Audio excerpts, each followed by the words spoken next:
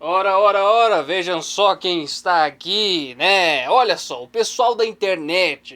E aí, Walkers? Bem-vindos a mais um vídeo aqui no seu canal, exclusivo de The Walking Dead. E tá na hora da gente fazer aqui a leitura dos comentários, dos melhores comentários enviados por vocês ali no nosso grupo fechado do Facebook, né? Eu pedi pros senhores enviarem os comentários ali fazendo perguntas, né? E aí eu responderia elas em vídeo. O famoso The Walker Center Responde. E esse é o último The Walker Center Responde do ano e um dos últimos vídeos do ano. Agora o ano tá acabando e a gente vai ter poucos vídeos, né? Até o ano acabar. E então 2019 começa e é outra coisa, né? É outra coisa. Mas vamos rodar a vinheta e ir logo com isso aqui, porque eu quero dar um foco especial para as perguntas dessa vez.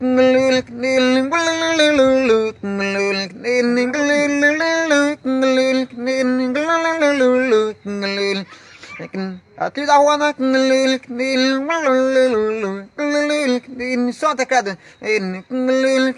Muito bem, senhoras e senhores, dessa vez eu escolhi apenas 5 perguntas, né? 6 na verdade, porque o último vídeo do canal foi inspirado numa das perguntas que eu falo nesse vídeo, né? Então vai lá assistir, que foi uma pergunta muito interessante, que gerou um pensamento muito interessante. Um vídeo bem grande só acerca dessa pergunta, né? Onde eu tomei uma liberdade muito grande e falei sobre vários temas que poderiam englobar aquela pergunta. Então vai lá assistir. Mas vamos acelerar aqui o processo. Essa seleção de perguntas foi diferente das outras, né? Eu decidi que vou fazer um pódio dessa vez, né? Então são 5 perguntas, é um top 5. Mas tem muita pergunta boa lá, tem muita pergunta boa lá. Dava pra fazer uns 3 vídeos de The Walker Center Responde facilmente, só com aquele post lá, com as perguntas que vocês mandaram. Muita pergunta massa lá e que não entrou no vídeo, porque simplesmente eu decidi valorizar as perguntas que eu selecionasse para que elas tivessem umas respostas mais elaboradas, né?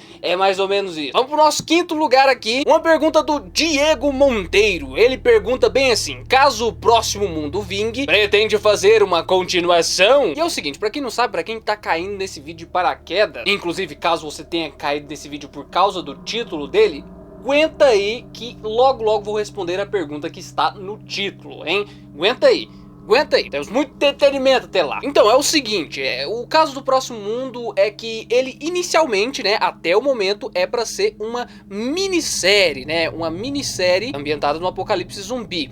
Pra quem não sabe, né, eu quero fazer uma minissérie, eu juntei uma galera aí, eu estou fazendo um roteiro há mais de um ano que eu já tô preparando o roteiro da minissérie. Já terminei, mas eu ainda tô pulindo as coisas, tô preparando, tô adquirindo recursos, aprendendo coisas, pra no ano de 2019 fazer essa série, né, acontecer. Já teve dias de gravação, embora as gravações não começaram de fato, né, tá rolando aí um adiantamento, assim, do que dá pra ser adiantado antes da hora e tudo mais, pra não ficar muito corrido na hora H, né? Mas respondendo a pergunta do cara, o próximo mundo é pra ser uma minissérie, inicialmente é pra ser uma minissérie, porque é muito difícil de você bancar uma produção dessa. Você vê aí que eu fiquei 1 ano e meio, vai ser 2 anos no fim das contas, pra fazer isso acontecer, né? E aí são 6 episódios, mas ele abre possibilidade pra continuação, sabe? Se for um grande sucesso, mas eu não tô falando de sucesso não, tô falando de se for um grande sucesso, um sucesso estrondoso mesmo, uma coisa que exploda muito, que comova as pessoas. Vai lembrar que quem leu o roteiro até agora, o pessoal da produção do elenco, o pessoal ficou meio baqueado, cara. O pessoal ficou meio baqueado, o pessoal ficou meio assim, emocionado, o pessoal ficou meio chocado com o que acontece nessa minissérie. Então se isso vingar mesmo, comercialmente falando e tudo mais, se for um grande estrondo, se for bem de audiência, se for bem de crítica, se for um grande fenômeno de fato, vai ter continuação sim, até porque o roteiro, ele meio que pede isso e não é muito definitivo o final, sabe? O final não é muito definitivo. E eu já estou falando demais, não é mesmo? Já estou falando demais. Mas sim, pode ter uma continuação, embora ela seja muito improvável. Muito improvável, porque é muito difícil esse tipo de conteúdo vingar, entendeu? É muito difícil. Então, pra isso continuar, pra ter mais de uma temporada, ou deixar de ser uma minissérie e virar uma série de fato, só depende de vocês, né? Divulguem a série, vocês se engajem a respeito desse assunto, entendeu? Engajem-se e estejam ativos aí no que se diz respeito a esse conteúdo, hein? Fiquem de olho, né? Próxima pergunta. E o Adriano França, que ficou em 4º lugar, segundo a minha seleção, pergunta bem assim: como está o seu top 10 melhores episódios depois da primeira parte da temporada, né? Da 9ª temporada? temporada. Bom, muitos de vocês sabem que eu tenho um top 10 dos melhores episódios de The Walking Dead. Já fiz mais de um vídeo a respeito disso, porque o top 10 ele vai mudando ao longo do tempo, conforme novos episódios saem e conforme a gente cresce e vai mudando de opinião, né? A gente muda de opinião constantemente a respeito das coisas. Então esse top 10 ele vai mudando, ele nunca vai ser definitivo, porque ele vai mudando com o tempo, né? As coisas vão acontecendo. E aí ele pergunta aqui se o top 10 mudou, como é que tá agora o meu top 10, né? Que vocês conhecem através de um vídeo que eu fiz falando do meu top 10, se ele tá atualizado agora, né? Se ele mudou alguma coisa depois dessa primeira metade da temporada, que, como todos vocês sabem, eu gostei bastante. E sim, mudou sim, mas não mudou muito não. Mudou é que agora eu acho que o episódio de despedida do Rick Grimes, né? O episódio 5 da nona temporada, o último episódio do Rick Grimes, ele é o meu terceiro episódio, atualmente, o meu terceiro episódio preferido de todos os tempos de The Walking Dead. Ele tá em terceiro lugar ali. O primeiro lugar é o 7x1, né? Com a morte do Glenn e tudo mais, a introdução do Negan. Aí o segundo lugar é o 6x9, né? Com o No Way Out. O episódio onde o Cural perde o olho e tem toda aquela coisa absurda lá. E o terceiro episódio é a despedida do Rick Grimes, né? O terceiro lugar ali, ele entrou no pódio, né? Esse episódio e tudo mais, mas tirando isso, não teve mais nenhuma alteração, não. O top 10 continua o mesmo. Vou até botar aí na tela como é que ele tá agora, pra vocês conferirem. Comentem aí também o top 10 dos melhores episódios pra vocês, né? O top 10 de melhores episódios de The Walking Dead de todos os tempos, segundo a opinião de vocês. Fiquem à vontade, meus queridos. Fiquem à vontade. Próxima pergunta, e agora é a terceira melhor pergunta de todas, hein? Agora o negócio tá ficando quente, agora o negócio tá ficando intrigante. Ó, essa pergunta é muito bem elaborada e é muito interessante. Leiam só comigo. O João Flávio pergunta: todos sabemos que The Walking Dead está alcançando as HQs, né? Mesmo com toda a enrolação das últimas temporadas, nesse ritmo, o arco dos sussurradores pode ser finalizado na 10ª temporada e na 11ª temporada, o arco da nova ordem mundial. Até lá, o mesmo arco nas HQs ainda pode estar em andamento.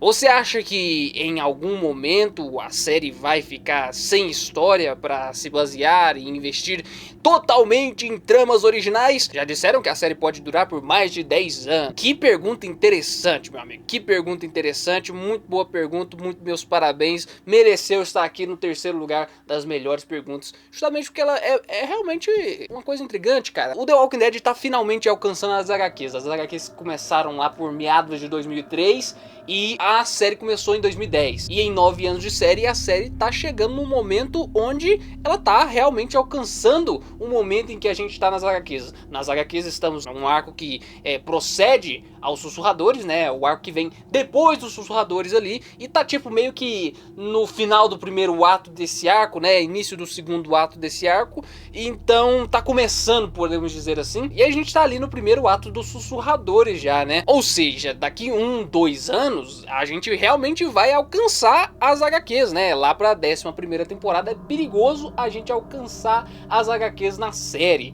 E aí o que acontece se alcançar nas HQs? Eu julgo que a série não vai fazer mais fillers, que é esse enxerto que ela faz para que as coisas enrolem mais e ela nunca alcance as HQs, né, o material original. Eu acho que ela não vai fazer mais enrolação para não alcançar as HQs. Vai acontecer um momento de ela alcançar essas HQs, porque as HQs são mensais e tudo mais, elas demoram para sair, quando sai é pouca coisa, são tipo 24 páginas cada edição. Então a história avança bem pouco ali a cada edição, sabe? A história avança bem pouco, enquanto um episódio de The Walking Dead, a história avança horrores, né? Avança muito as histórias de The Walking Dead a cada episódio. E bom, eu julgo sim que eles vão começar a criar novas tramas a partir do momento em que eles alcançarem as HQs, né? Eles vão criar novas tramas, criar novos rumos. Acho que é muito bom, entendeu? Acho que The Walking Dead tem que ter uma maturidade de conseguir caminhar com as próprias pernas sem depender das HQs, assim que ele alcançar ela aí. Mas ao mesmo tempo, algumas coisas que podem acontecer nas HQs tendem a vir a acontecer primeiro na série, né? Vai acontecer como acontece com Game of Thrones. O Game of Thrones, já há 2 temporadas, ele ultrapassou os livros do Game of Thrones. Então acontece que eles se reuniram ali com o criador dos livros e a dupla que faz a série, eles eles ficaram sabendo de tudo que acontece no final do livro do Martin, né? Ele contou ali a espinha dorsal do que acontece,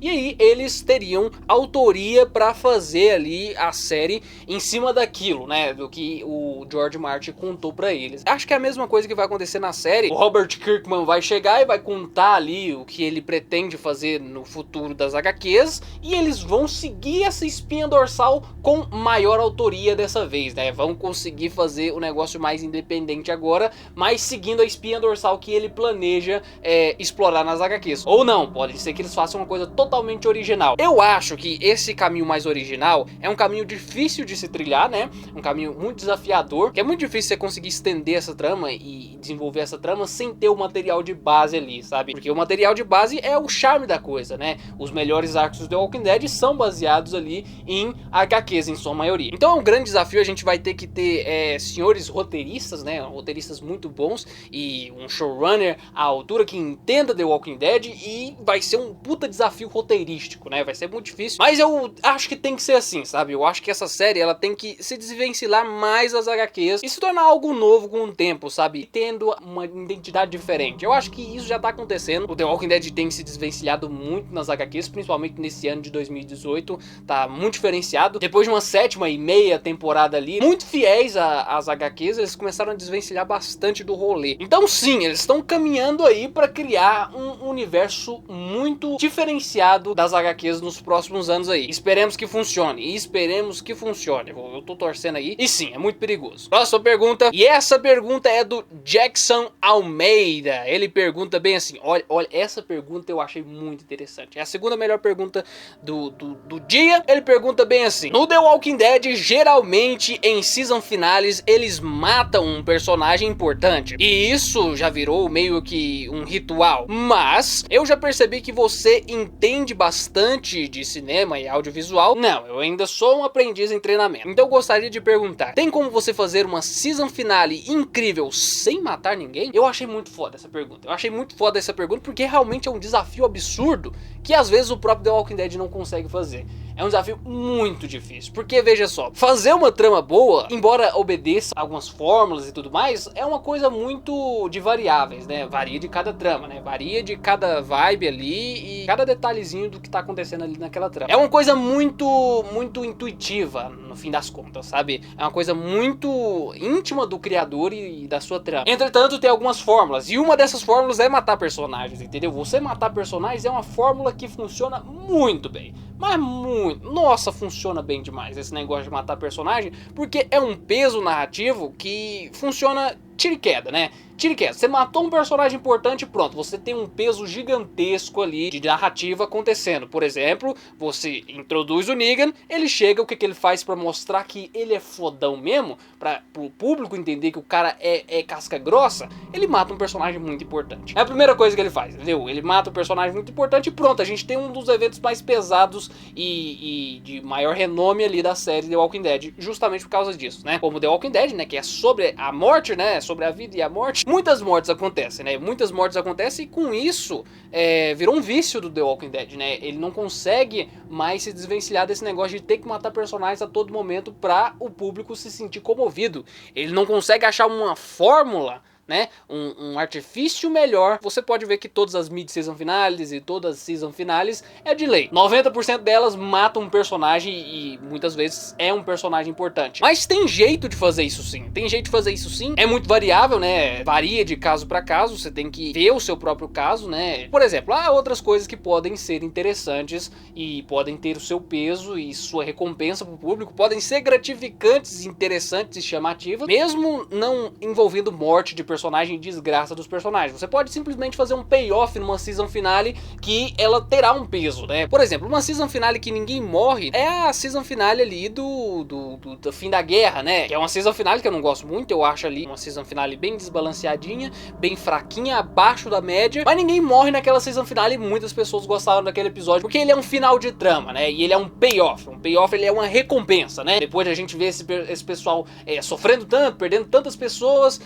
a gente vê eles finalmente dando troco, né? A gente tem finalmente uma recompensa, esses caras se dando bem finalmente. Isso é interessante. Isso funciona muito bem. É uma coisa que não acontece muito em The Walking Dead, né? Então tem aí esse peso diferencial. Mas, entretanto, todavia, para que um payoff aconteça, a gente precisa ter uma construção antes. Então, no início de arco, é mais difícil ainda de você desvencilhar de uma morte. Por exemplo, ali na morte do Jesus, por exemplo, né? O sussurrador matou ele, né? E se não matasse ele, talvez a gente não tivesse tanta noção de periculosidade, entendeu? É muito importante que hajam mortes ali para início de arco, pra gente ter noção um pouco da periculosidade da ameaça, entendeu? O quão a ameaça é ameaçadora, mas mesmo assim pode se tornar uma muleta, igual acontece com The Walking Dead, quando a gente banaliza muito a morte. A morte no The Walking Dead acontece toda hora e às vezes não tem o peso necessário que deveria ter, porque todo mundo morre toda hora ali. Mas, por exemplo, como a gente começou com morte aí, esse arco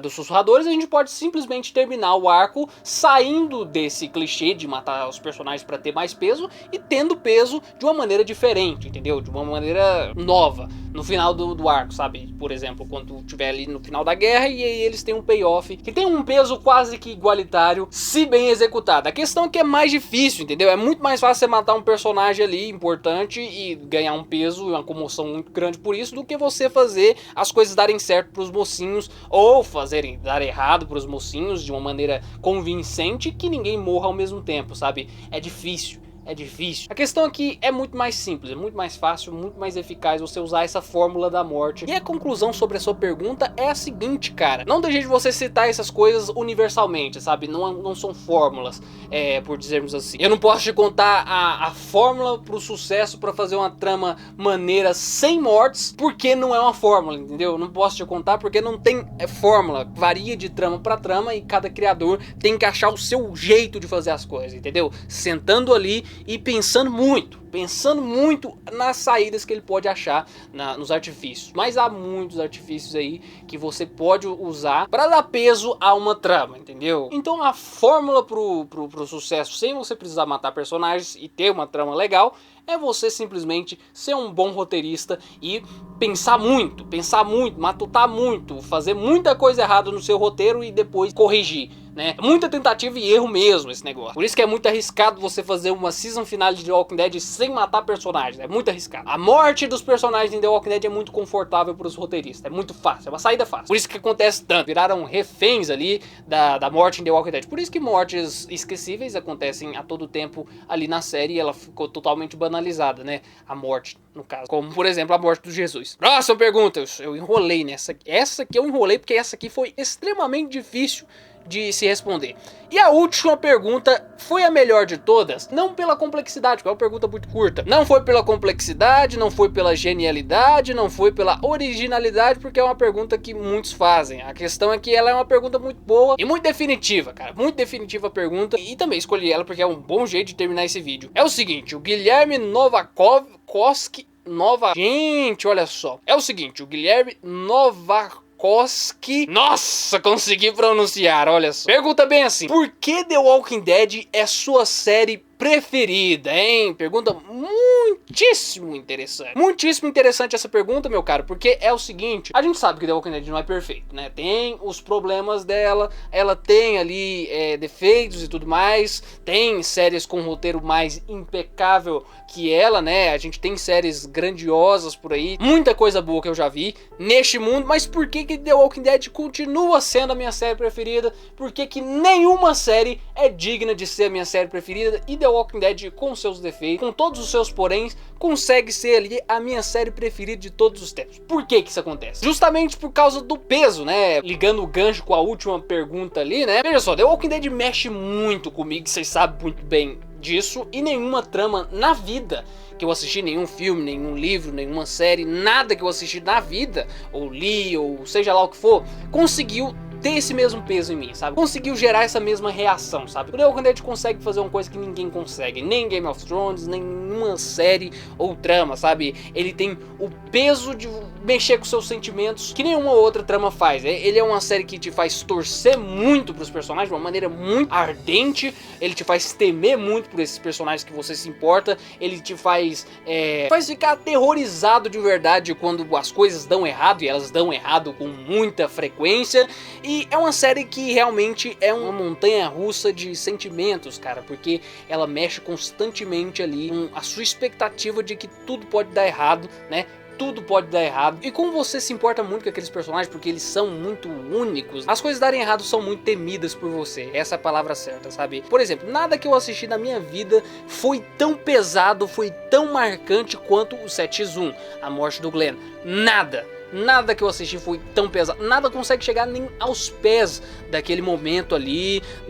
A Sofia saindo do celeiro é um momento muito inesquecível pra mim na história do audiovisual. Poucas coisas têm o mesmo peso que aquilo, entendeu? Poucas coisas conseguem ser tão incríveis quanto aquilo. Poucas coisas conseguem me dar tanto sentimento assim, sabe? Essa é a palavra certa. The Walking Dead me faz sentir mais coisas do que tudo que eu já assisti na vida, sabe? Por exemplo, eu já consegui me emocionar muito assistindo The Walking Dead, e poucas séries conseguem me fazer sentir isso, sabe? E eu julgo que tudo o que te fizer sentir coisas muito genuínas e coisas muito intensas é digno de apreciação, é digno do seu apreço, entendeu? Porque é muito bom, entendeu? É muito bom, é simplesmente muito bom. E é por isso que The Walking Dead é melhor que todas as séries, na minha opinião. Não é porque ela é a mais perfeita, porque ela tem defeitos sim, mas sim porque ela é a mais intensa. The Walking Dead é a mais intensa de todas, e ninguém consegue ser mais intenso do que o Walking Dead. E é por isso que The Walking Dead é a minha série preferida de todos os tempos, e muito dificilmente